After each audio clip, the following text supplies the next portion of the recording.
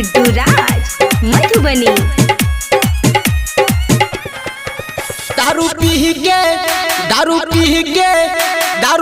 के चलाई बहू गोली गे प्यार में तोहरा छौरी गे। दारू पी के चलाई बहू गोली गे प्यार में तोहरा छौरी गे, प्यार में तोहरा छौरी गे।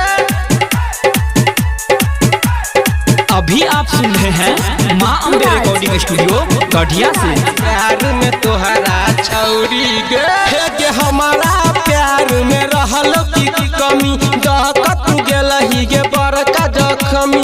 हमारा प्यार में रहल की कमी दहकत गेलही गे बड़का जखमी, दहकत गेलही गे बड़का जखमी। बहराती जहिया तो सट जब पे गोली चलाई बहू के, दारू पी के चलाई बहू गोली के प्यार में तोहरा छौरी गे, प्यार में तोहरा छौरी गे।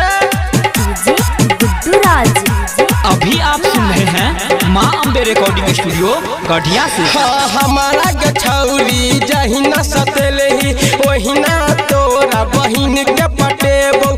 हमारा के छौरिया जहिना सतेलही वहिना तोरा बहिन के पटेबो, वहिना तोरा महियो के जाके बतेबोगे। हमारा के छौरिया कने लही गे दारू पी के चलाई बहू गोली गे प्यार में तोहरा छौरी गे, प्यार में तोहरा छौरी गे। डीजे माधुगा रथ बथने।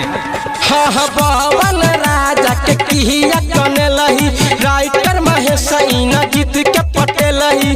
पवन राजा के किया कने लही राइटर महेश गीत के फसेलही, राइटर महेश फसेल किया गेलही गे हमारा जे छोरिया भूल लही गे। दारू पी के चलाई बहू गोली गे प्यार में तोहरा छौरी गे, प्यार में तोहरा छौरी गे, प्यार में तोहरा छौरी गे।